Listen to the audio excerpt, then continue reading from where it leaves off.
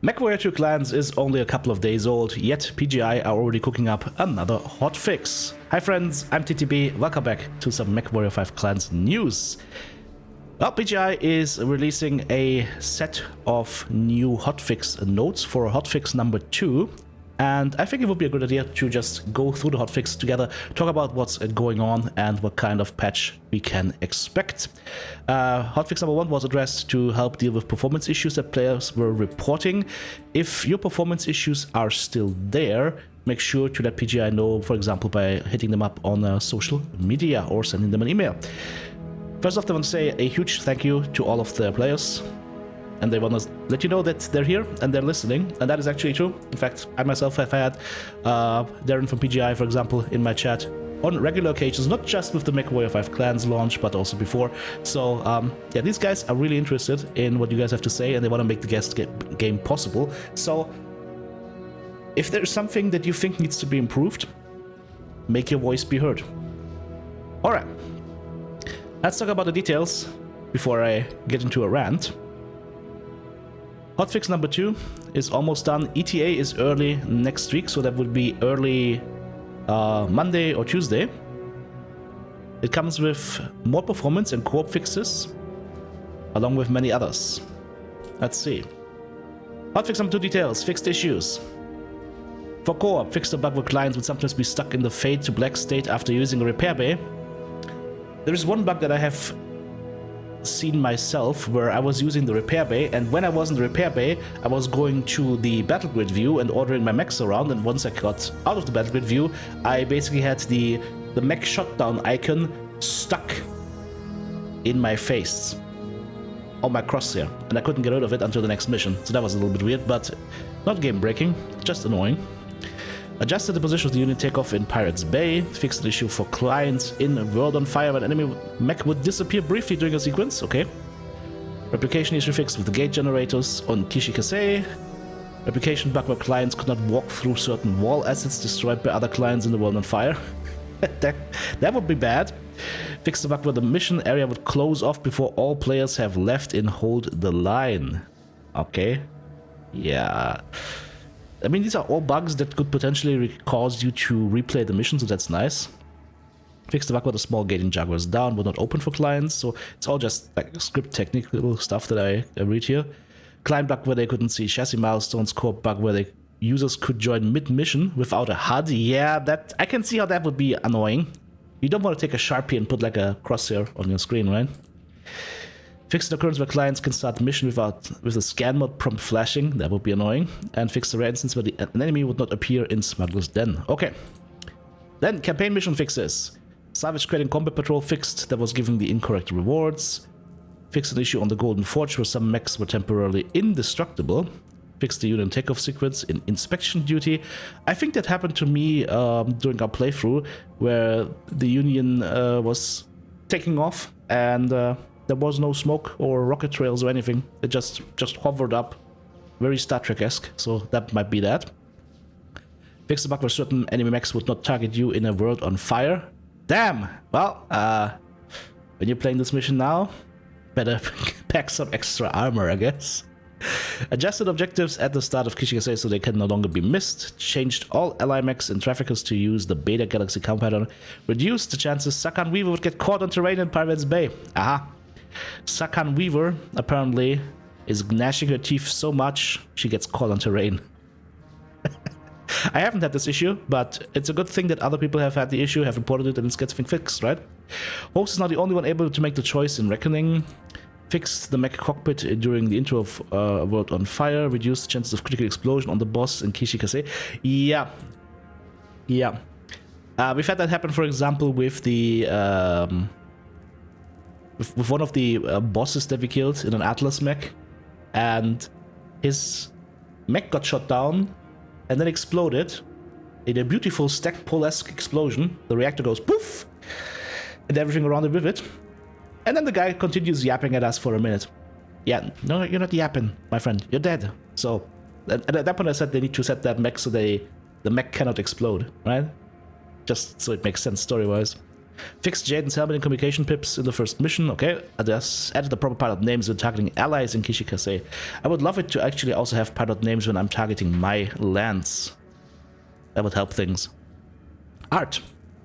Large tree texture on Huntress improved. Flamer VFX orientation is adjusted so the origin point appears correct.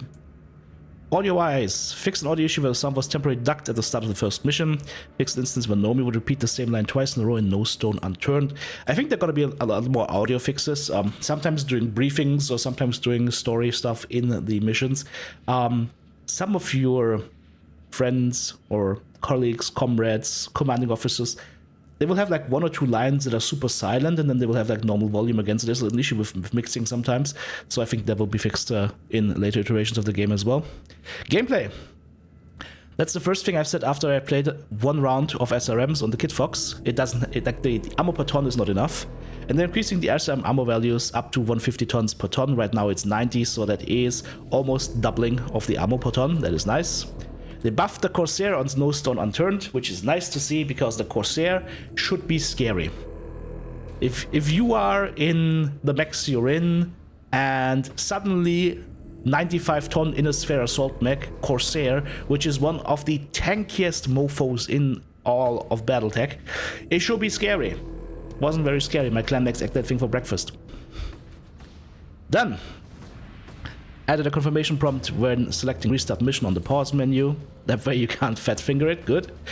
Disabled the ability to use scan while spectating. Remove the ability to auto commands when your mech is shut down. Yep. That's what happened to me because your mech gets shut down in the repair bay, remember? Fix the bug where players can sometimes lose repair bay capabilities. Adjust the scalable object radius to be more lore accurate. Fix the bug where the mission boundary lines would disappear when using night vision. Fix the bug where you could fire weapon groups 2 to 6 while the radio menu is open. UI fixes. Adjusted the technician panel on the repair screen on ultra-wide aspect ratios. Okay, so you ultra-wide gamers will be happy about that. Updated the pilot skill upgrade menu to show available currency. Updated the active probe element on the HUD. MechLab now properly grays out options when the user has no mechs. Adjusted the transitions when backing out of missions in Mission Central. Reduced the flickering of the mech in the MechLab and Marketplace when navigating menus and performing actions. Nice. Safe zone adjustments to work better with triple monitors, and fixed the scroll prompt in the artbook menu. What I would like them to do in the UI department is a couple of fixes, specifically some audio cue towards like when your mech is heating up, as well as an audio cue for mask. Right now when you use the mask system, which makes your mech go faster, after 70-75%, you start taking internal damage on your legs. Up to the point where your legs break off and your mech just dies. And there is no audio warning. So it's happened to me a couple of times that I was sprinting around happily with mask, and then I look at my paper doll, and it's like, oh, my legs are yellow going into orange, and oh, yeah. So I think that really needs an audio cue warning because it's super dangerous. Settings fixes. Joystick control bug fixed, where invert Y-axis would instead invert X-axis after applying. That's a nice little troll thing. Glad they fixed that. Fixed instances where the spacebar key to apply changes would not function. Fixed the bug where the mirror paper doll option would not apply until you restarted the mission. Localization.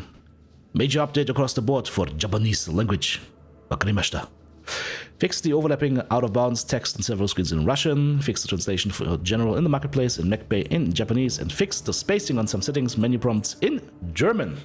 Well, as long as the charger mech doesn't get translated into phone charger again in German, we should be fine. We're currently working on these fixes and expecting them to be in Hotfix 2, although not confirmed yet. More performance improvements? Yes, please.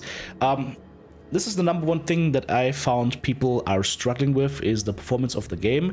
It seems to have pretty high performance requirements, and I think that is due to optimization that needs to happen still. I don't think it's the Unreal Engine 5. I think that's optimization improvements that still need to happen, especially like on some maps you have like normal FPS, right? I'm playing on medium details. I get like 90, 100 FPS with my 4070 Ti, and then on some maps the FPS breaks down to around 30, and I think that's just optimization of those maps. They will, let's see what they're going to do. They're going to add an option in co-op to allow clients to select the pilot they want to play and swap pilots. Nice. Will they allow clients to actually swap around equipment as well, so they can configure their own mechs? That would be cool. Fix the co-op bug where users were stuck as other pilots when starting a new campaign after playing a co-op session. Fix the co-op issue where clients would view stuttering with other players. Bug fix where key bindings would be changed without applying them. Anybody else have the bug that every single time you start the game, your key binding settings are not saving? Because every single time I restart the game, I have to rechange my hotkey for toggle arm lock. Fixes for missing audio and pause menu. Fixes for audio and burst fire weapons. Fixes for weapon group audio being too quiet. Fix for DLSS option permanently graying itself out under rare conditions. We heard you didn't like this, so we reverted it. Users should not be able to unbind primary KBM input actions. But you will have the unbound issue if you do this. Ah, okay. So, that is something I was wondering, because I wasn't able to unbind shift as hold to arm lock versus I want to have shift on toggle arm lock. And you cannot, if you put it on toggle arm lock, it will still be on hold arm lock as well. And beforehand, you could unbind that, and now you couldn't anymore. And that I was one of the people that didn't like this, so I'm glad they're reverting this. It's not a big thing, but it is a big thing for us players, as in, hey, they did something they thought that would be good. Players said, no, we don't think this is good, we don't like this. And they just go, okay, you know what? We're turning it around. Good. Other issues. Some players are experiencing audio issues in cinematics. We'll look into that. And we heard that lower end AMD cards are having driver issues, reaching out to AMD to try and get a solution. There's also some workarounds for controller issues until Hotfix 2. So if you're having controller issues, there's a couple of things you can do to make sure that your controls... Oh, control changes not saving after game restart. Interesting. Maybe I should try that.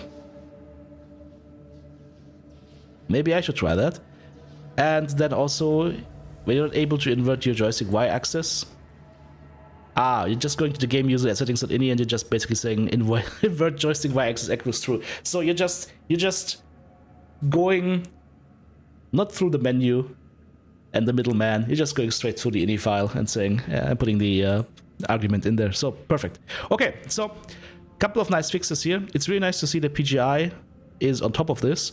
I mean, I wasn't involved with the development, but I got a little bit of information on how the development has been going, and these guys have been working their butts off to get this game out and running as good as possible to us. So I'm really happy to see that they're still really putting down the pedal to the metal to keep improving the game as fast as they possibly can. And of course, I mean, there's ratings on the line, of course, and they want to have the best game they can possibly make.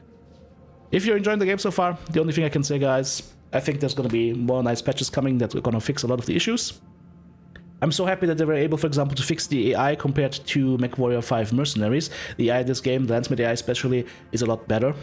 And I'm happy to see all the improvements they made. It's a great game. I'm having a lot of fun. But if you're also having a lot of fun, I think the only thing that PGI would ask you is to go to your store and leave a review. Well, guys, that is the Hotfix 2 preview. What's the most important point to you? Is there anything that hasn't been addressed yet that you think is important? Write it in the comments below, and I will take that video, of course, to my friends at PGI so they can have a look and get your feedback. Thank you so much, supporters. Couldn't do it without you. If you want to join Team TTB, check out the join button right here on YouTube, super thanks button in the comments section, or of course the links to Patreon or the merch store listed in the video description.